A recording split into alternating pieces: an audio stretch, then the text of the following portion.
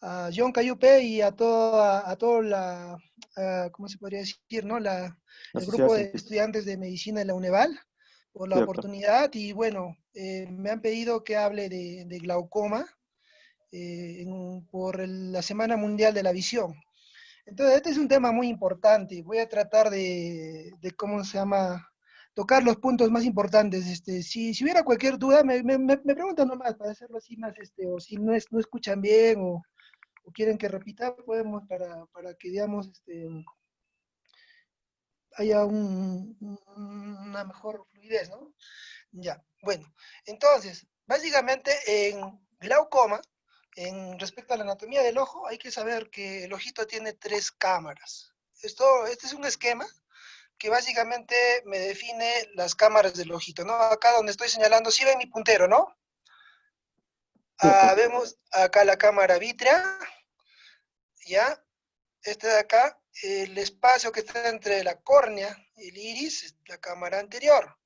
Detrás del iris y donde está la zónula y delante del cristalino está la cámara posterior. Delante del ligamento suspensorio y detrás del iris está la cámara posterior. Esto es importante que lo tengan en cuenta, las cámaras, ¿no? Para poder saber más o menos entrando ya a lo que es la anatomía, hay una, hay una estructura importante que se llama el trabéculo.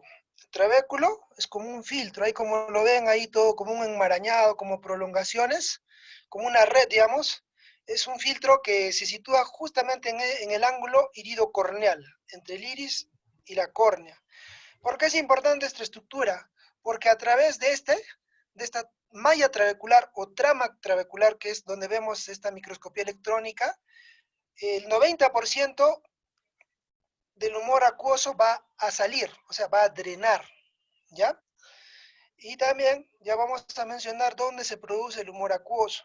¿Por qué es importante el humor acuoso? Porque el humor acuoso está constituido casi el 90% de agua y, y otro 10% de proteínas y otros solutos. Es importante porque va a determinar, cuando hay un equilibrio adecuado, va a determinar que haya una presión intraocular adecuada. Y como menciona acá, en el segundo párrafo, el humor acuoso fluye desde la cámara posterior a la cámara anterior. O sea, una vez que se produce, ¿no? En el cuerpo ciliar, se va hacia eh, la cámara anterior a través de la pupila y se drena básicamente por dos vías. Las dos vías principales que drenan, es decir, que evacúan, hacen la salida del humor acuoso, son dos. Tenemos la vía trabecular, que es la convencional, es el 90% del drenaje. Vuelvo a repetir, ¿no?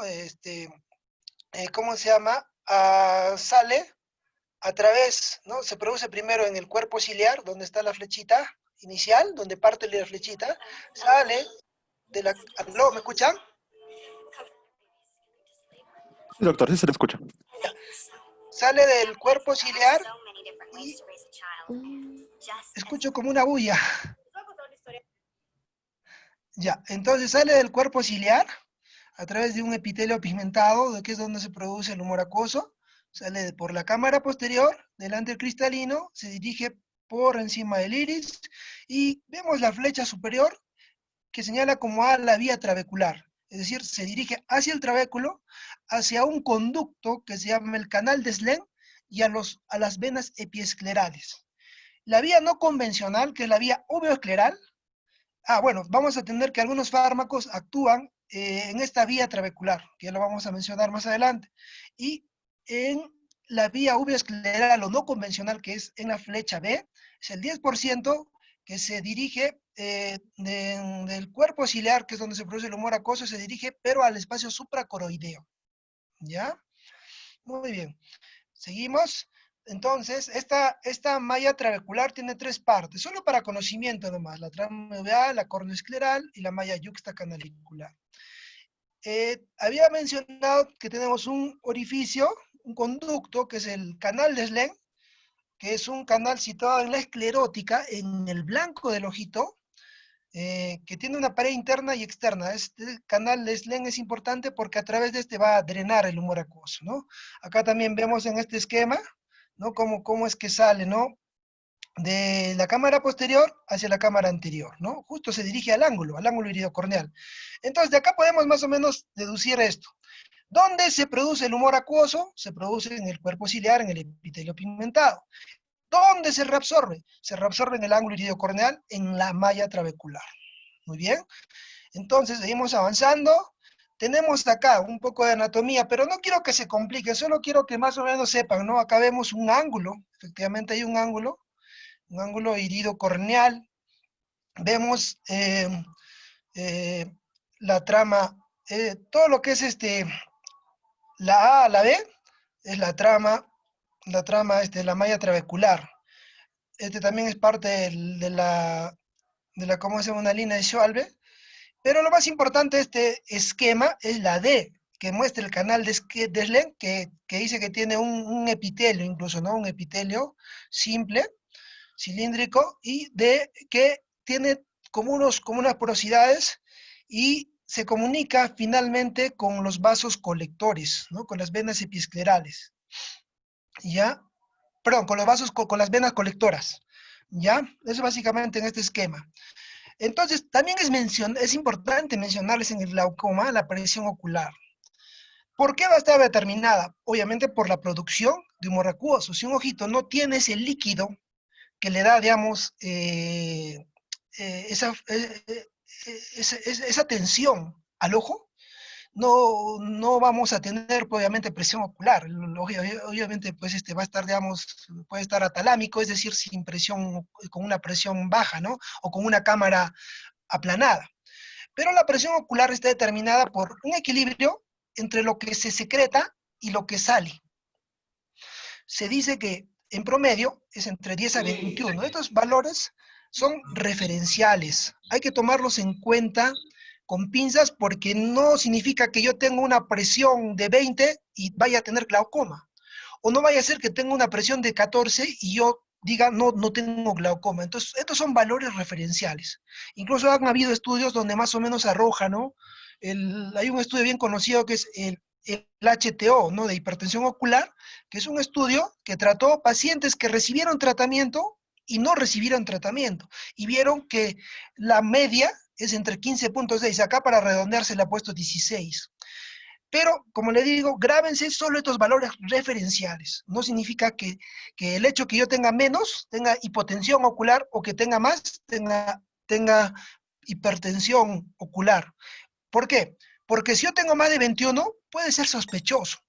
Pero hay que evaluar otros parámetros, como es la clínica y los exámenes estructurales, para ver si realmente se confirma el glaucoma.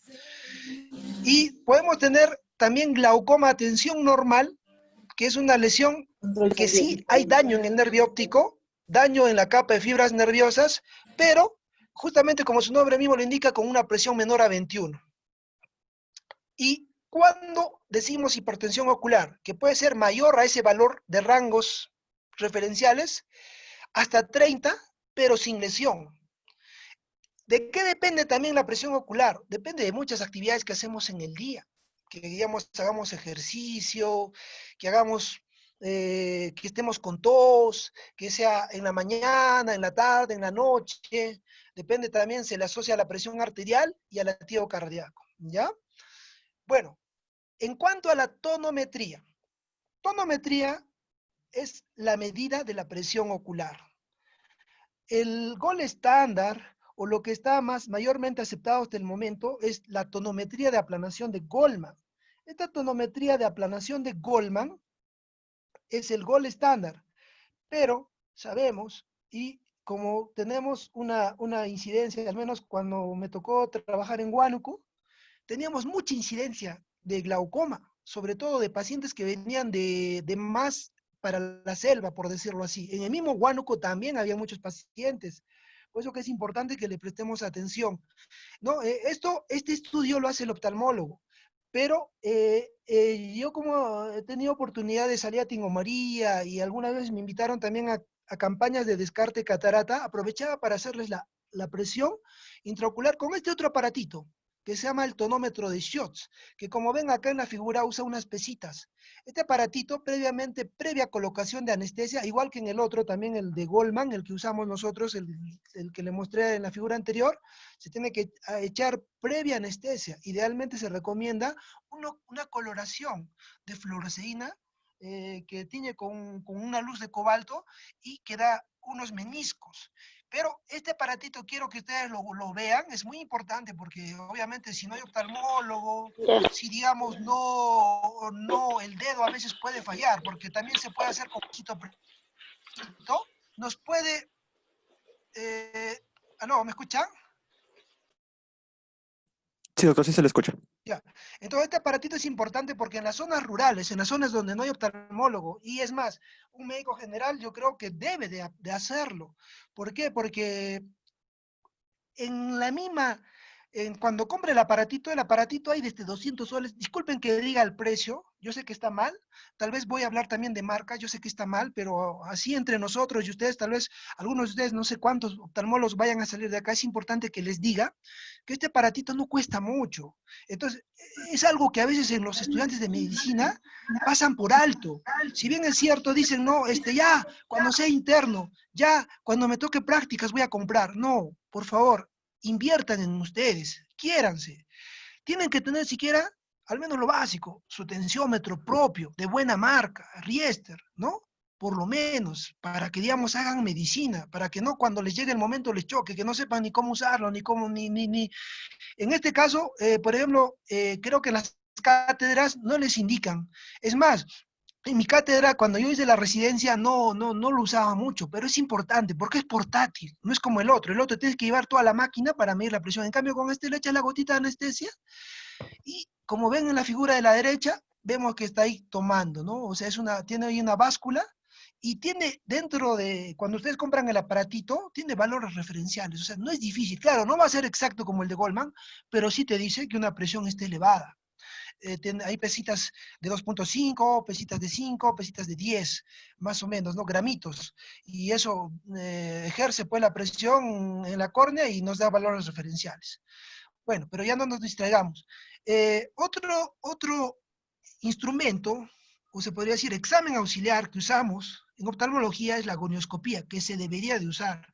Ahí ven ustedes un goniolente que tiene acá 3 espejitos, acá tiene un espejito, acá abajo tiene 4. ¿Qué nos permite esa estructura? Ver el ángulo.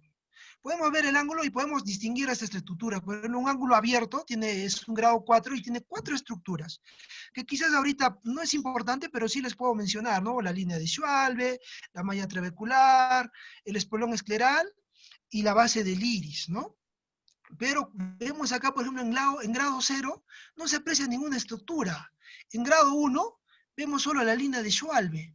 Y en grado 2 podemos decir que es un ángulo que puede ser plausible o puede ser posible que se ocluya. Solo vemos la línea de Schwalbe y la malla trabecular. Entonces, así se da cuenta, ¿no? O sea, prácticamente cuando es grado 4 vemos 4 estructuras. Cuando es grado 3 vemos 3 estructuras. Grado 2, 2 estructuras. Grado 1, 1. Y grado 0, es la que más se usa. Esta es la clasificación de Schaffer. Hay otra que también hay otra más completa, pero para efectos prácticos me parece que esta es la que debemos de saber. Muy bien, entonces vamos a entrar ya a clasificación para que no se me aburran. Tenemos por tipos. Por ejemplo, podemos clasificarlo según la amplitud del ángulo, en ángulo estrecho o cerrado y ángulo abierto.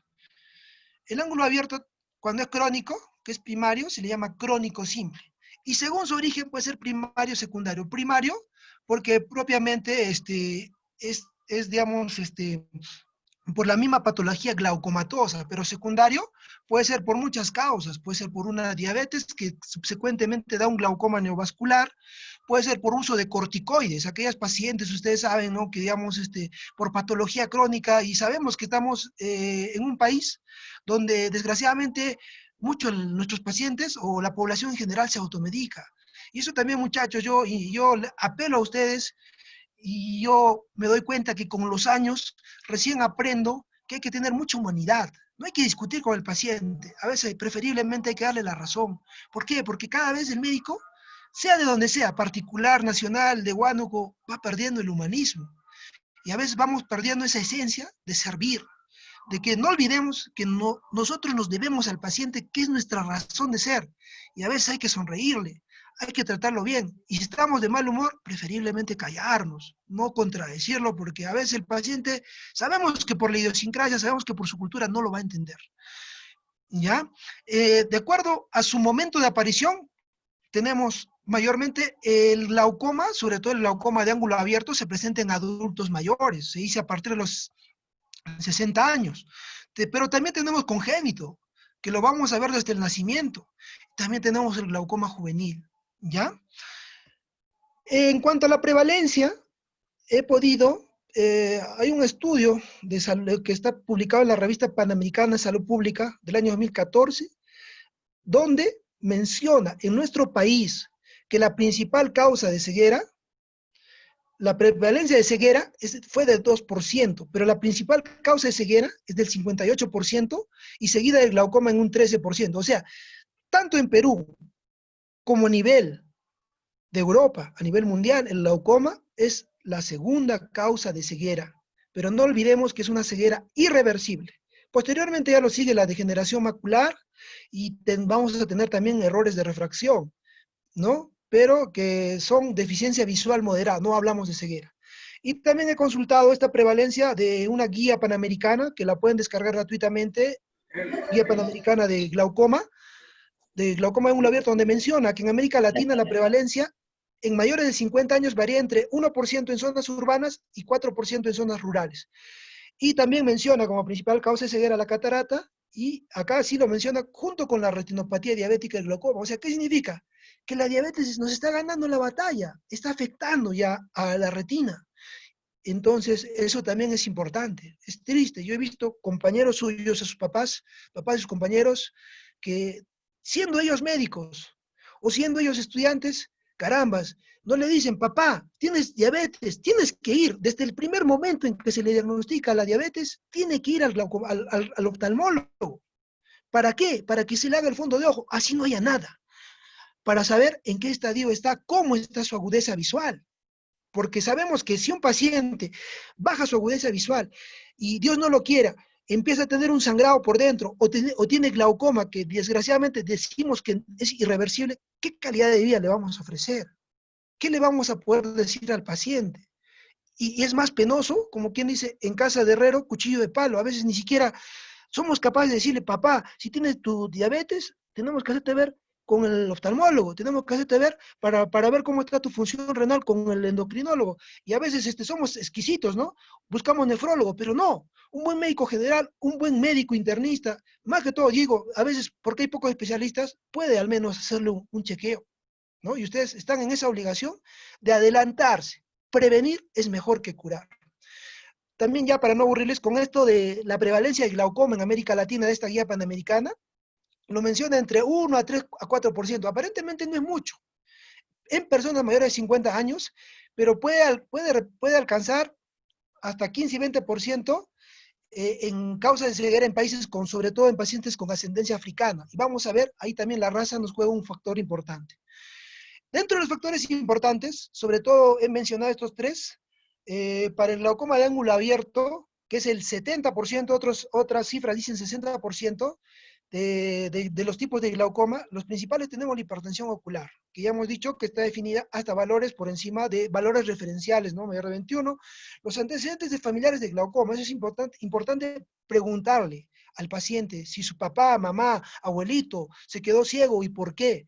También le da mayor a 60 años. Otros, como dije, la raza. Se le atribuye a la raza negra, que tiene hasta 4 veces más posibilidad de hacer glaucoma. También la raza oriental o descendientes. Los miopes se dice a partir de más de 3 dioptrías, otros dicen 4 dioptrías. La enfermedad vascular. ¿Cuáles son las enfermedades vasculares? Conocemos pues la diabetes, conocemos la hipertensión, y ¿cómo se llama? Y bueno, secundaria, pues como menciona en lo grafiquito, en el esquemita, usuarios de hidrocortisona, ¿no? Usuarios de corticoides. Bueno, esos son los factores de riesgo. La patogenia. Básicamente se definen dos teorías, que hasta el momento todavía no está dilucidado, pero estas dos teorías, una la isquémica y otra la mecánica, es que pueden causar daño, ¿no? El aumento prolongado de la presión puede provocar un daño al nervio óptico. Si hablamos de la isquémica, hay necrosis de las fibras nerviosas, hay alteración en la microcirculación. Si es mecánica, se dice que por la misma presión de la hipertensión ocular, hay un daño directo sobre las fibras nerviosas. Ya vamos a ver que el glaucoma afecta a la capa de fibras nerviosas de la retina, ¿no? Y esas fibras a veces ya no se regeneran.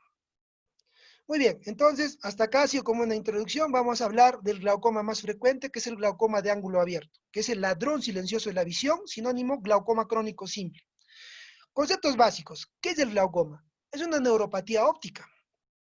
Es una neuropatía óptica que, como dije, va a comprometer progresivamente y asintomáticamente las células ganglionares. Y otra cosa, ese daño es irrecuperable.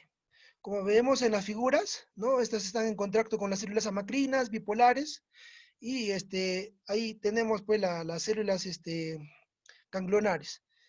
Eh, el 70% de casos, como dije, es un glaucoma primario de ángulo abierto, bilateral, pero también puede ser unilateral, bilateral mayormente. Es asintomático hasta edades avanzadas. Como dije, es la primera causa mundial de ceguera irreversible. Pero si estamos hablando de ceguera, la primera es la catarata en nuestro país y el mundo. Causa de ceguera, pero no reversible, es la catarata, pero la irreversible, la primera causa, es el glaucoma. Su prevalencia aumenta con la edad, que significa que a mayor edad hay más posibilidad de que el paciente tenga glaucoma. Salvo que estemos hablando de un glaucoma juvenil o un glaucoma congénito. El aumento de la presión intraocular es el único factor que ha sido cuantificable y en todos los estudios es que se ha demostrado que es un factor de riesgo, pero no el que causa, ojo, no la etiología, sino es un factor de riesgo que sabemos que puede determinar que haya un daño en un nervio óptico. Entonces, ¿qué nos queda a nosotros? Si hablamos del Día Mundial o la Semana de Prevención contra la Ceguera o Día Mundial de la Visión, tenemos que prevenir esa deficiencia visual y la ceguera, asociada secundariamente pues al glaucoma, ¿no? Detectándolo precozmente, manejando adecuadamente los casos y sobre todo en aquellos que sabemos que, digamos, tengan una progresión, es decir, una evolución tórpida, agresiva, pues, ¿no? Actuar oportunamente. ¿Cuáles son las características de este glaucoma? Como mencioné, es una PIO mayor, presión intraocular es PIO mayor de 21, hay una lesión glaucomatosa del nervio, el ángulo tiene que ser necesariamente abierto, ya les dije, clasificación de Schaffer 3 y 4, tiene que haber una pérdida característica del campo visual. Entonces, como vemos acá en las figuritas, hay una persona que está viendo la playa, es una visión normal. El glaucoma inicial prácticamente ni lo va a notar porque es como un túnel que se va cerrando. En el glaucoma avanzado ya podemos ver que ya el paciente conserva la visión central y en el glaucoma terminal solo ya conserva una pequeña visión central, pero obviamente eso no le da calidad de vida.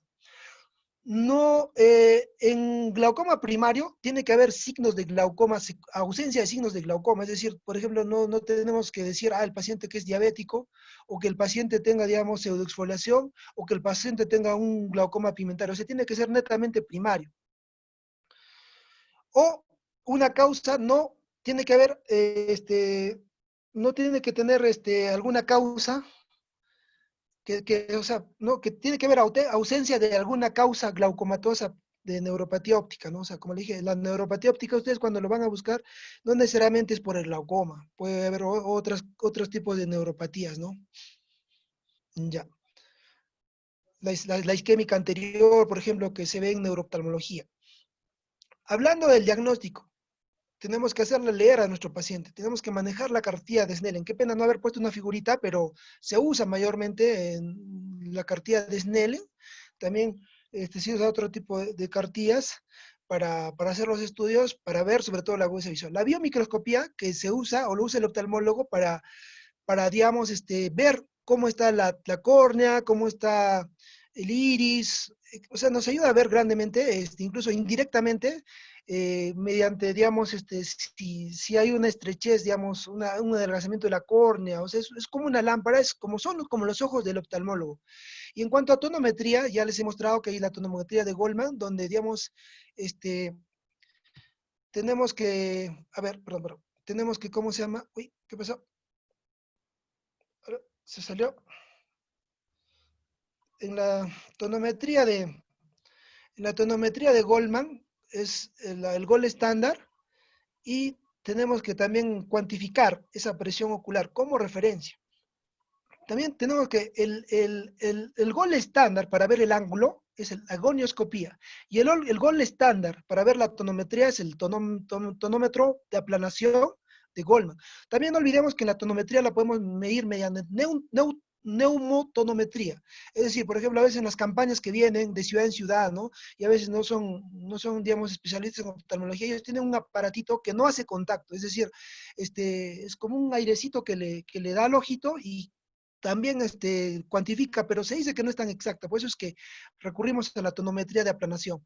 El gol estándar, como dije, del ángulo, para ver el ángulo, es la gonioscopía, que es un goniolente que tiene un espejo que nos permite ver justamente el ángulo, ¿no? Lo iluminamos a través de la lámpara hendidura y nos permite ver el ángulo. También tenemos que hacer uso de la paquimetría. ¿Qué es la paquimetría? Es el grosor de la córnea. Incluso hay estudios que dicen que en córneas delgadas a veces puede estar infraestimada el valor real de la presión ocular. Por eso que había, digamos, unas tablitas que nos teníamos que aumentarle de acuerdo a su delgadez de la córnea, ¿cómo se llama? Milímetros de mercurio, teníamos que adicionar. Pero se ha demostrado en el tiempo que ya no, esa paquimetría no es tan exacta. ¿Ya? Pero de todas maneras, es importante saber. Y CPC, que es la campimetría visual computarizada, y el HRT, que es una topografía de la capa de las fibras de la retina. Entonces ahí tenemos algunos esquemas. Otra cosa también que pasamos por alto es la oftalmoscopía directa. Yo les cuento, no solo tal vez en mi facultad, sí nos enseñaron alguna vez en la rotación de neurología, pero es importante, por eso que ustedes tengan sus propios instrumentos, que no vayan a una rotación de neurología y caramba, es penoso estar pidiendo ese rato al doctor. Ustedes tienen que tener su propio, y desde ya, por eso les digo, les recomiendo que se compren un buen oftalmoscopio que a mí, porque me he comprado yo algunos, y el que me ha ayudado bastante, ya incluso como oftalmólogo que lo he usado más, para llevarlo portátil, el Wedge Allen, acuérdense ese nombre. ¿Ya? Y acá vemos el fondo de ojo que se hace con oftalmoscopía binocular indirecta, OBI, que se ve todo invertido y lo maneja el oftalmólogo. Entonces, ¿qué hay que buscar? Hay que buscar los bordes papilares, la papila o nervio óptico, hay que buscar los bordes, hay que ver el reborde de neuroretinal y la excavación. Acá vemos un campímetro. Por ejemplo, en el hospital de Huánuco teníamos el campímetro, tenemos el Humphrey, pero el problema es que a veces por tantas pacientes que tenemos referidos, a veces era un poco difícil porque demora entre media hora un examen corto. No teníamos digamos, un paciente, un técnico auxiliar que nos ayude, hubiera sido ideal, ¿no? Y acá, por ejemplo, vemos un nervio óptico sano que tiene una excavación pequeña, es decir, la depresión que hay en el centro, a diferencia de un nervio glaucomatoso que se ve pálido, perdón, que se ve pálido y que vemos que tiene adelgazamiento y encurvamiento de los nervios. Acá, por ejemplo, en este examen estructural que se correlaciona con la clínica, vemos, por ejemplo, cómo es que se va haciendo como un túnel, ¿no? Entonces, la mancha ciega es esta de acá y vemos que aumenta también el grosor de la mancha ciega. Y obviamente tenemos, ¿cómo se llama? Tenemos escalas, tenemos varias cosas que creo que no es motivo de la charla de hoy, pero sí se puede clasificar mediante esta campimetría, mediante los criterios de Hodat en leve, moderado y severo. Y de acuerdo a eso es que se busca una presión intraocular objetivo, PIO meta, o PIO objetivo o PIO target, es lo que se dice. ¿Ya? Acá vemos la progresión. Esto con figuritas a mí me gusta mostrarle a los estudiantes, ¿no? Y a mis pacientes, por ejemplo, cómo es que un nervio tiene una excavación normal y cómo vemos que ya se va llegando a un límite. Y posteriormente, cómo es que ya no se puede distinguir ese anillo neuroretinal. Entonces siempre es importante ver la relación copa-disco. La copa es lo de adentro y el disco es lo de afuera. Se dice que hasta 0,5, 0,6 son valores normales, de acuerdo a cada literatura. Tratamiento, ya para no aburrirlos, tenemos en los medicamentos la cirugía láser, pero en realidad ese es un término que yo particularmente lo considero como un procedimiento, pero ya en los libros ustedes lo van a ver como láser. Y eso también les gusta escuchar mucho a nuestros pacientes, pero tenemos que ser conscientes, tenemos que decirles a nuestros pacientes que el láser es un intermedio. No significa que se lo opera con láser y se le va a curar, no. Desgraciadamente la cirugía, que es la última opción en el glaucoma, solo es para bajar la presión, no es para devolver visión. Suena triste lo que les digo, por eso que es mejor prevenir que antes que lamentar, ¿ya? En cuanto a los medicamentos, como primera línea, se pueden usar las prostaglandinas y los betabloqueantes. Las prostaglandinas tienen como función aumentar el flujo uveescleral, ¿ya? Es decir, en ese 10% de evacuación del humor acuoso actúa en ese 10%. Y es droga de primera línea porque ha demostrado que baja en porcentaje bastante, baja en porcentaje más la presión frente, digamos, a los mismos betabloqueantes, que sabemos ustedes cuando lo utilicen insuficiencia cardíaca, también lo van a ver. Pero tenemos en nuestro país el maleato etimolol al 0,5%, que es 2 veces al día, y que este inhibe la producción del humor acuoso. Ahí les he puesto una mnemotecnia. En prostaglandinas, acuérdense de fue. Básicamente, fue es flujo uveoescleral, lo aumenta. Y en el otro, en PHA, FA, que inhibe la producción del humor acuoso. También tenemos los inhibidores de la anhidrasa carbónica, que son drogas de segunda línea, como la orzolamida, que se da 2 veces al día, a otras literaturas dicen hasta 3 veces al día. También tenemos ¿cómo se llama? Los simpaticomiméticos, ¿no? Tipo adrenalina o los que mencionan ahí, que estimulan los receptores alfa y beta y aumentan el flujo de salida y disminuyen la producción, es decir, tienen los dos mecanismos. Y no se puede dar, por ejemplo, en ángulo estrecho, se da cada 12 horas. Y tenemos también los mióticos como la pilocarpina. Estoy hablando básicamente de lo que es el ángulo abierto, ¿ya? Y el quirúrgico, como les dije, que lo consideran el quirúrgico a la trabeculoplastia láser. ¿Qué es la trabeculoplastia láser? Volvemos otra vez a como iniciamos. Se aplica un láser sobre la malla trabecular. Se impacta y esto hace que vaya disminuyendo la producción vaya disminuyendo los valores de la presión ocular, ¿ya? Entonces se usa también un gonio lente, un gonioscopio especial para poder darle los impactos, ¿no? Se impacta a través del espejo y del espejo rebota pues hacia el ángulo, ¿no? Y básicamente, como dije, su objetivo es alcanzar la malla trabecular. Había uno que era el láser argón y actualmente se usa el láser selectivo, ¿no? Que se dice que no altera la anatomía. Este puede ser, incluso en otras guía europea, por ejemplo, considera como primera línea. ¿Por qué? Porque esos países tienen más economía que nosotros, es decir, de primera intención le pueden aplicar el láser y pueden, digamos, prescindir, pueden dejar de usar gotas o disminuir la cantidad de gotas. Pero en nuestro país todavía no, porque solo están en hospitales grandes, en hospitales nivel 4, nivel 5, o sea, no está al alcance, es más, su costo también es un poco elevado. Incluso ahora también tenemos el micropulso, el láser G6, que también es como un intermedio. Si se dan cuenta, el láser es un tratamiento intermedio, pero no significa que sea definitivo. Puede durar unos 2, 3 años sin gotas, y de ahí, si es que progresa, es decir, avanza la enfermedad, vamos a tener que recurrir a una cirugía filtrante, como en este caso he puesto la trabeculoctomía, que es una fístula entre la cámara anterior y el espacio subconjuntival. La otra también es colocar válvula, cuando a veces, digamos, no funciona dispositivos de drenaje se le llaman, cuando no funciona la trabeculectomía. ¿Ya? Ya vamos, estamos ya por la mitad, no se me cansen. El otro glaucoma que he querido mencionar el día de hoy es el glaucoma de ángulo estrecho o por cierre angular. Este glaucoma es importante porque a veces puede, digamos, ser una urgencia en oftalmología, el ojo a veces se pone doloroso y cursa, cuando aumenta la presión entre 45 a 60, cursa con sintomatología sistémica. El paciente le duele la cabeza, le da náuseas, le da vómitos.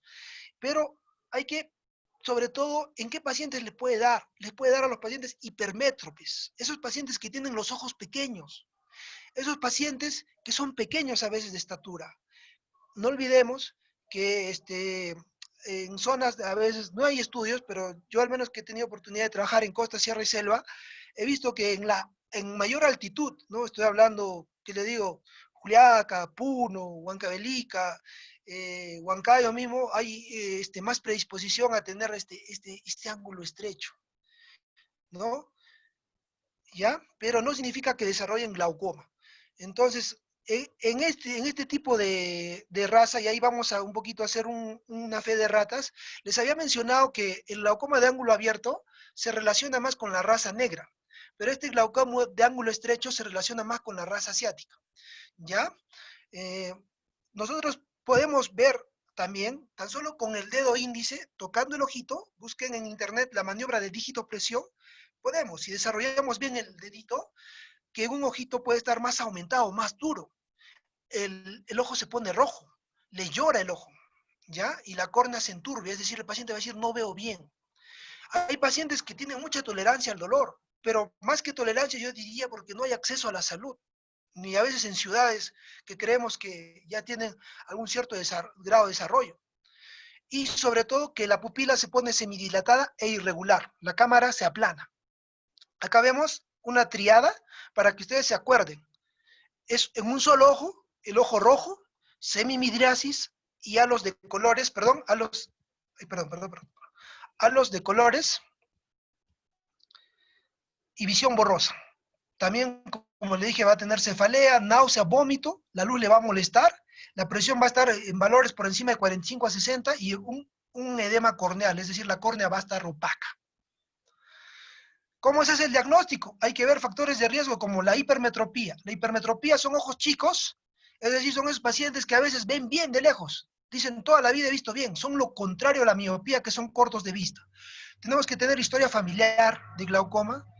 La clínica, como les dije, ya les he mencionado, la agudeza visual que baja. Y en el fondo de ojo, vamos a ver, hay que tener cuidado de hacerle ese fondo de ojo, porque a veces si se le echa gota para dilatar, se puede estrechar más el ángulo y podemos exacerbar más el dolor. Por eso que a veces hay que hacerlo con cuidado, sin dilatar de preferencia. La tonometría, como dije, valores por encima de 45 a 60. Y la oftalmoscopía, si dominamos la directa, podemos hacerlo. Aunque por la córnea turbia tal vez no nos deje ver. ¿Ya? Muy bien.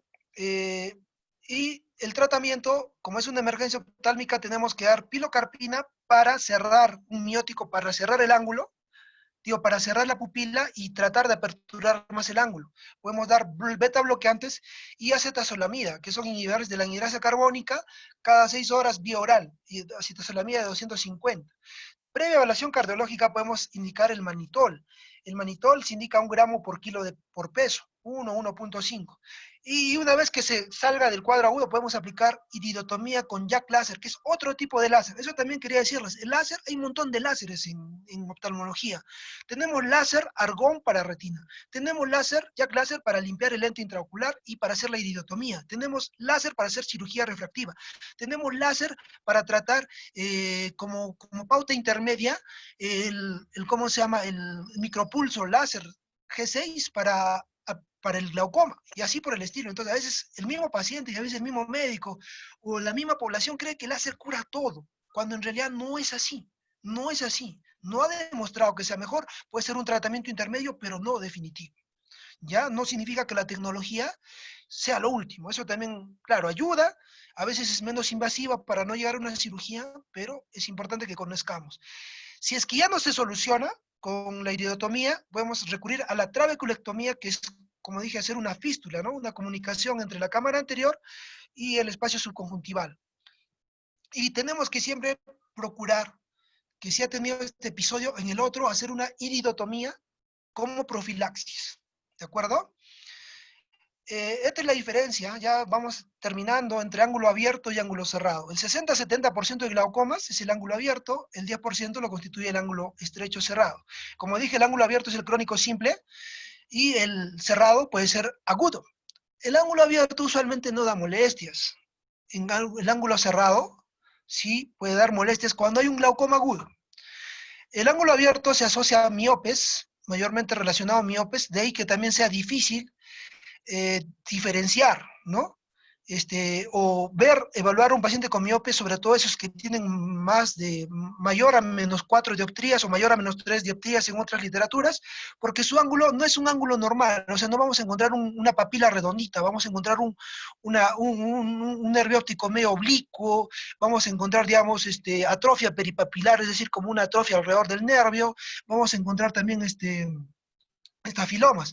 En el ángulo cerrado se asocia más hipermetropía. En ángulo abierto vamos a ver que se asocia más a varones y en el ángulo cerrado más a femeninos. Sobre todo ustedes si tienen su mamita, su tía, una persona que sea mayor y sea pequeña y el ojo tenga pequeño, siempre hay que, y le dicen si es hipermetropía para evitar que tenga este desenlace, un chequeo. En el ángulo abierto usualmente, como le dije, es bilateral, pero también puede haber asimétrico y en el ángulo cerrado es asimétrico. También quería mencionar el ángulo congénito, que es un ángulo que se da en 8 por cada 100.000 nacidos vivos, es bilateral, y hay una triada. La triada con mnemotecnia, yo me acuerdo que era la foto. La foto, acuérdense de la mnemotecnia. La significa lagrimeo, fo de fotofobia. Y lo otro perdón, no, es la foto, la mnemotecnia es la foto. Es significa espasmo, es decir, el paciente va a estar, va a tener así como parpadeos. ¿Por qué? Porque le molesta la luz. La, lagrimeo o epífora. Y foto, fotofobia. ¿Ya? Es la foto, acuérdense de esa triada. Es el glaucoma congénito, que es un glaucoma raro, pero es una desgracia que le ocurra a un niño. Si vemos cuando le alumbramos, por lo menos, por favor, cómprense su linterna, una linterna Riester mínimo, para poder ver siquiera cómo está el ojito, o su celular que ahora tiene buena luz. Si ven una córnea opaca, al toque, referencia, de preferencia Lima, o mínimo al oftalmólogo. ¿Por qué? Porque eso va a requerir un procedimiento que es similar a la trabeculotomía, pero en este caso es la trabeculotomía. Es decir, se ingresa con una, con un dispositivo para abrir, o sea, ¿cómo se llama? Tratar ¿cómo se llama? De bajar, destruir prácticamente, ¿no? El trabéculo y hacer que disminuya la presión, ¿ya? También se puede hacer trabeculoctomía, pero noten la diferencia. En glaucoma congénito, el tratamiento quirúrgico es la trabeculotomía, no la trabeculectomía, que habíamos hablado que es una fístula en glaucoma de ángulo abierto. Ya finalmente tenemos estos glaucomas secundarios, que como dije, ¿no? Son aquellos que puede ser, por ejemplo, por diabetes, nos puede dar un glaucoma neovascular. ¿Por qué? Porque se van a formar nuevos vasos en el iris. A quienes también les puede dar glaucoma neovascular, a los pacientes que han tenido obstrucción de vena central de la retina. El glaucoma facolítico, por catarata de larga evolución. El glaucoma pseudoexfoliativo, que dice que hay un material exfoliativo que se acumula en el ojo y en el tejido conectivo, ¿no? De varias enfermedades. ¿Ya? Glaucoma de células fantasma por una hemorragia vítrea. Tenemos también el glaucoma inflamatorio, puede ser por una uveitis. En aquellos pacientes operados de retina, también. Y acá no lo menciona el glaucoma pigmentario. Como conclusiones sería que el glaucoma es una neuropatía óptica progresiva, es la segunda causa de ceguera a nivel mundial y en nuestro país, desgraciadamente, es irreversible y su patología todavía tenemos teorías, pero no está claramente definida. Cursa con 3 cositas, con esta triada: daño del nervio óptico, hipertensión ocular, valores por encima de los valores referenciales que hay que tomarlos con cuidado, y defectos en la campimetría. ¿Ya? Una cosa es la campimetría por confrontación, que lo hacemos manualmente, y otra cosa es la campimetría computarizada, que a veces también los neurocirujanos lo piden, sobre todo en ellos pacientes operados de tumor hipoficiario, para ver si ha habido compromiso, ¿no? En mianopsias. Entonces eso es importante. ¿Ya? Es como un registro, pero es un aprendizaje también, porque la primera vez que le hagamos a un paciente puede salir totalmente alterado. Tenemos que a veces repetir un segundo, un tercero. Y como cuarta conclusión, es más frecuente el glaucoma crónico simple, glaucoma de ángulo abierto. Bueno, eso es todo lo que yo quería alcanzarles el día de hoy. Creo que me he extendido más de la media hora. Y bueno, no sé si tienen alguna pregunta, alguna duda para poder conversar o ya dar por finalizado, agradeciéndoles pues el gesto que han tenido en imitarles, en imitarme y bueno, pues decirles pues no, que yo le tengo un cariño, bastante cariño a Huánuco, por circunstancias de la vida me he tenido que alejar, pero donde voy trato de mejorar. Y eso es lo que yo les pido a ustedes, estudiantes, futuros colegas, siempre, cuestionen todo, pregunten todo, no se cansen de aprender.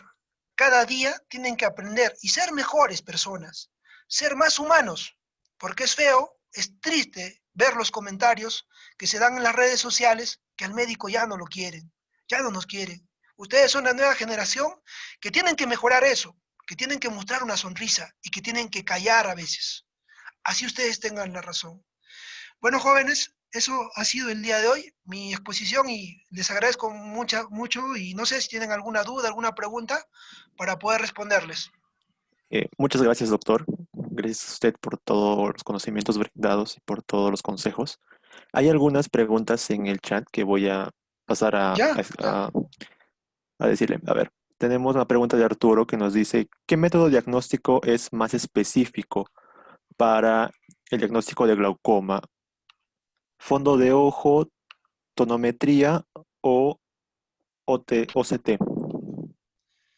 Ya, ya. A ver, les voy a explicar. El fondo de ojo es como parte, digamos, de la rutina que hace el médico oftalmólogo, ¿no? La tonometría también nos ayuda en la clínica, pero si ustedes me dicen, digamos, un examen moderno, la tomografía, incluso hay estudios que dicen que puede, digamos, adelantarse un tanto al glaucoma, porque como dijimos, hay daño de la capa de fibras, la tomografía es un gran descubrimiento, en verdad, y cada año va saliendo un equipo nuevo, novedoso.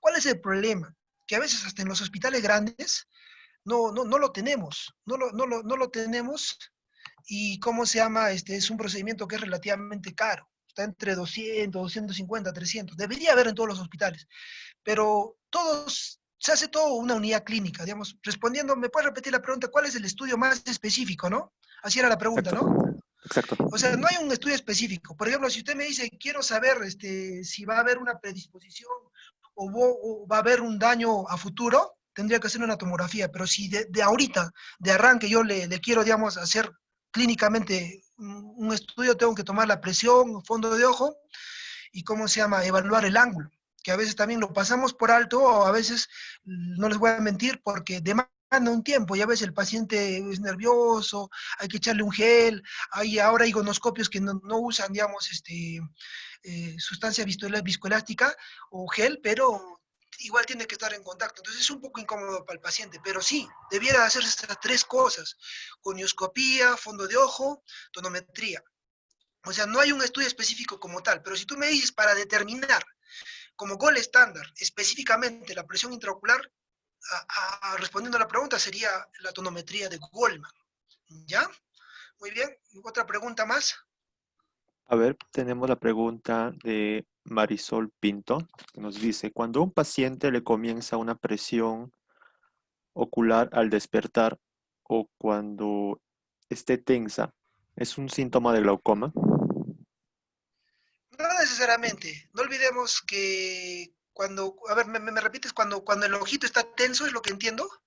Exacto, dice cuando tiene presión ocular al despertar o cuando esté tensa, supongo que es cuando esté estresada, ¿es un síntoma de Ya. glaucoma? No, eso también ustedes lo van a ver en su práctica. Yo, gracias a Dios, tuve varios años de médico que me ayudó, como te digo, les dije, a entender un poco. En realidad, a veces es un arte, ¿no? Cuando un paciente está estresado, no solo le va a doler la cabeza, le puede doler el ojo. Pero hay que hacer preguntas muy importantes y concretas. Por ejemplo, podemos preguntarle, disculpe señora, ¿usted es hipermétrope? Usualmente el paciente no lo va a saber. Preguntarle si quiere una escala de dolor, del 1 al 10. Cuando un paciente está tensionado, Sabemos, yo hasta donde me acuerdo, la cefalea frontal es mayormente la que se asocia a tensión, ¿no? Entonces, obviamente hay que también descartar la presión arterial. Entonces, pero no, no hay una relación directamente, ¿no? O sea, si nosotros, digamos, podemos, a ver, decirle, no, señora, cierre los ojitos y cuando yo le aprieto el ojito, digamos, al apretarle el ojito, va a sentir una tensión, es decir, le duele, podemos decir, pero también tiene que haber otras cosas, como que le haya bajado la presión, como que le lagrimea, le molesta la luz, es decir, el dolor del 1 al 10 es como 10. ¿Has dormido anoche, señora? No he dormido anoche. ¿Le han colocado ampolla? Sí, pero no me baja. Entonces, eso no esperar, no insistir, digamos, no yo he visto, hay colegas que insisten, ¿no? Con que puede ser tensión, tensión, y no todo es tensión. A esos pacientes hay que tratarlo con más delicadeza todavía, y con más cuidado, ¿ya? No confiarse. No sé si respondí la pregunta así era, ¿no? Si hay una tensión, Sí, eso doctor. puede ser glaucoma, no necesariamente, ya no, el hecho de que tenga tensión no necesariamente glaucoma, hay que evaluar. Perfecto, doctor. Tenemos otra pregunta de nuestra compañera Rosario que nos dice, en pacientes alérgicos que suelen tener un problema parecido con ojos llorosos, ojos rojos, visión borrosa, dolor a la palpación, dolor de cabeza y ya que sienten presión, ¿tendrían un daño neuroóptico al igual que el glaucoma? ¿Con el paso del tiempo desarrollarían glaucoma? No, como te digo, tenemos que hacer esos 3 estudios de preferencia para confirmar el glaucoma. Uno solo no lo define, pero no olvidemos que ahora estamos en épocas de tecnología.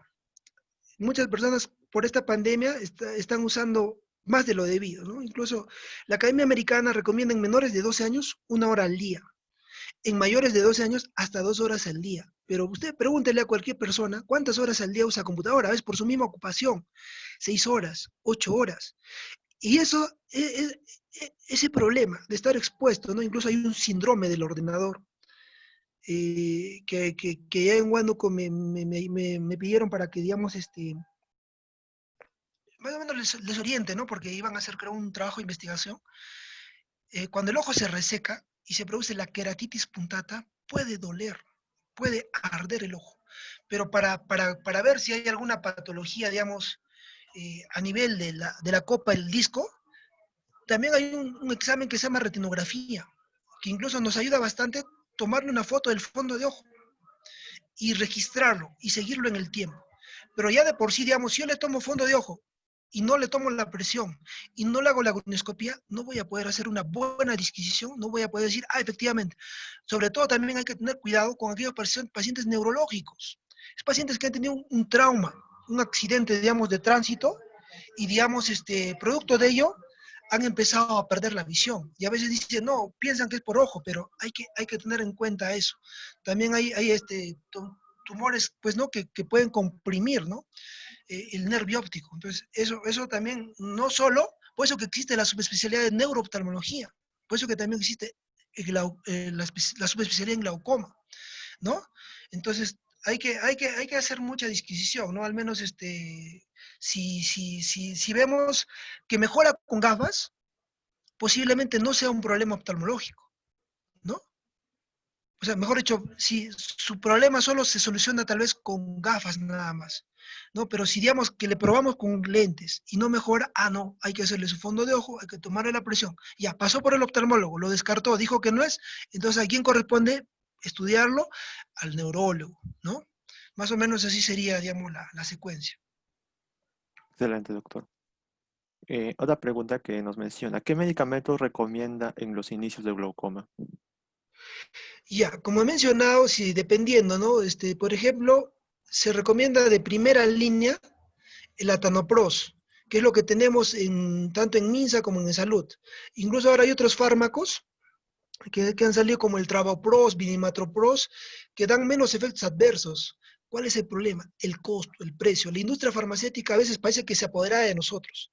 Pero si tú me dices, por ejemplo, un medicamento bueno, que según la guía europea es considerado como de primera línea, tenemos a los beta bloqueantes, que seguramente ya lo van a ver cuando hagan también cardiología. ¿ya? Hay selectivos y no selectivos. En este caso nosotros usamos el maleatotimolol, que está tanto en el petitorio de Minsa como en el Salud. Sería indicado ese beta bloqueante 2 veces al día. Pero si podemos acceder a un latanoprost, no importa aunque sea genérico, 1 vez al día, puede ser también. Cualquiera de los dos es válido. ¿Ya? Si, digamos, yo encuentro presiones altas, por decir, digamos, más de 30, no voy a darle uno solo. Puedo a veces asociar de frente los dos medicamentos. ¿Ya? Ok, doctor, muchas gracias. Lucas nos pregunta, para un paciente con miopía alta de 5.5, ¿se puede operar? Sí, seguramente se está refiriendo a la cirugía refractiva. Hay que tener cuidado en pacientes con miopía alta, ver cómo está la periferia de la retina, porque a veces hay degeneración, una de las más frecuentes es la degeneración latiza en la periferia, que usted va a Lima, usted va a una buena clínica y hay pacientes que a veces se jactan, no me lo he llevado a la mejor clínica. Yo he tenido pacientes en Huánuco que tienen familia en Estados Unidos, se han llevado no sé, por decir, a la Mayo Clínica. A veces, yo no sé si es por un tema económico y que vamos perdiendo la esencia de ser médicos. Si se va a operar de refractiva, adelante. Si mejora con gafas, usualmente hasta donde mejora la gafa le puede mejorar la cirugía refractiva láser, pero hay que tener mucho cuidado en no operarse antes si es que no se ha hecho un buen fondo de ojo. A veces vamos a las clínicas, digamos, pitucas o a las clínicas donde hacen ese tipo de procedimientos, pero a veces ni fondo de ojo le hacen o no le hacen bien. Entonces, si un paciente que tiene una dioptría alta de la esfera, la córnea se adelgaza. Entonces, pueden tener lesiones periféricas que si requiriese, a veces se aplica láser antes de operar. Y hay pacientes jóvenes, he visto pacientes jóvenes que se han operado, digamos, de láser y después han hecho desprendimiento de retina. Es poco, pero preferible antes. Si se quiere operar de refractiva, digamos, qué sé yo, quiere hacer su deporte, todo, desprenderse unos años, tampoco significa que le va a quitar de por vida los lentes, bajarse la medida, puede hacerlo, pero siempre viendo, evaluando el fondo de ojo y si requiriese un láser previo, es decir, se llama, ¿cómo se llama? Un sellado de esa lesión con láser, argón, con láser verde, se puede hacer y sería recomendable si es que lo tuviese esa lesión de predisponente antes de operarse, ¿ya? Excelente, doctor, muchas gracias. A ver, ¿tenemos alguna pregunta más? Nos dice, doctor, ¿qué fármacos aumentan el drenaje uveoescleral? Ya, acuérdense, ¿no? Tenemos la mnemotecnia fue flujo uveoescleral. Tenemos básicamente a los análogos de prostaglandinas. Dentro de ellos, el atanoprost, que está en nuestros hospitales, el travoprost, vimetoprost, etc. Pero también hay otro grupo, es el más importante, ¿no? Como dije, ¿no? Si no me equivoco, ahí tenemos esos son las prostaglandinas básicamente, para que no se complique. Ya, perfecto, doctor. Eh, a ver, una pregunta más. ¿Qué hay que hacer para detectar la elevación de la presión intraocular? Ya, como prevención, como les digo, yo sugiero que al menos el médico o futuro médico, al menos si no tiene la posibilidad de comprarse un tonómetro de shots, que no está caro, 200 a 500 soles máximo, pero es una inversión, por si más adelante va a ser su serums o algo, tiene que aprender a desarrollar bien el tactito, ¿no? El dedito. Tóquense entre ustedes. ¿Cómo está el volumen? ¿Cómo es el volumen del ojo? ¿Y cómo es el volumen del ojo cuando le duele? No digo que cuando uno esté estresado o después de hacer ejercicio pueda hacer que el volumen aumente, no. Como digo, varía de acuerdo a esto, pero para prevenir es ir oportunamente a un oftalmólogo. No, no, a veces yo y en muchas ciudades a veces solo acuden pues al optómetra, ¿no? ¿Por qué? Porque nosotros tenemos ya, digamos, esa formación de ver cómo es el ángulo, de ver si es por sequedad ocular. Si a veces también sabemos que los golpes pueden predisponer, evitar los golpes, ¿no? Si, digamos, por ejemplo, hay glaucomas que, o sea, no hay que estar peleándose por gusto, porque te meten un golpe al ojo, tú aparentemente no haces nada, no tienes nada, pero después puede ser glaucoma, puede ser uveitis, ¿ya? Puede ser una hemorragia subconjuntival que a veces es externa, o a veces puede tener también un daño a nivel de la mácula. A veces cuando no hay nada de eso, digamos, cuando no hay, digamos, daño, aparente, pero se puede hacer en lo posterior un glaucoma, una uveitis. Entonces, respondiendo a la pregunta, para la prevención, acudir siquiera un chequeo anual. Si yo sé que tengo miopía y mi medida es alta o ha variado más de la cuenta, tengo que ir donde el oftalmólogo. Si, digamos, tengo familiares con glaucoma, mi abuelito, mi mamá, le ha bajado bruscamente la visión, le han tenido que operar por tal o cual razón, tengo que ir también a hacerme chequear. Ejemplo, ya digamos, no me gusta ir al oftalmólogo. Pues una manera de prevenir, ¿no? Idealmente, pero hablando de exámenes estructurales sería pues una tomografía de ojo, que es diferente a la tomografía de cerebro, para que me diga cómo está o una foto, digamos, de la retina, que me diga cómo está, pues, ¿no? Que se llama la retinografía, para ver cómo está, pues, en qué estado está, yo lo voy haciendo seguimiento. No sé si responde a su pregunta. Sí, ¿no? Yo creo que sí. Sí, doctor, perfecto. Nos quedan dos preguntas más que dice, ¿dónde se Ya. produce la secreción del humor acuoso? Se produce en el cuerpo ciliar, en un epitelio pigmentado. Ahí básicamente. Ok. Grecia Patricia nos presenta un pequeño caso. Nos dice, doctor, buenas tardes. Le quisiera preguntar, un físico-culturista de fenotipo moreno con antecedentes familiares de glaucoma, ¿debería dejar de hacer ese tipo de deporte? ¿Qué tipo de acciones preventivas podría tener, además de hacerse una revisión? Y esta revisión debe ser cada cuánto tiempo. Mira, como te digo, hay que ver si tiene, como te digo, descendencia, ¿no? O sea, piel oscura, ¿no? Este, preguntar si su papá o mamá ha tenido algún episodio. Yo creo que sí puede ser, pero desgraciadamente se ha visto que en pacientes que cargan muchos kilos, a veces se producen espontáneamente pues los sangrados conjuntivales, ese rojo del ojo, que ya no es una señal. Si vemos que se repite una y otra, entonces significa que tranquilamente, si por fuera está haciendo daño, también por dentro nos podría condicionar. Sí se han visto casos, pero son, digamos así, por eso es que se reportan en la literatura, son casos clínicos muy aislados, pero en lo posible, si yo tengo una medida alta, dioptría mayor de -4, ¿no?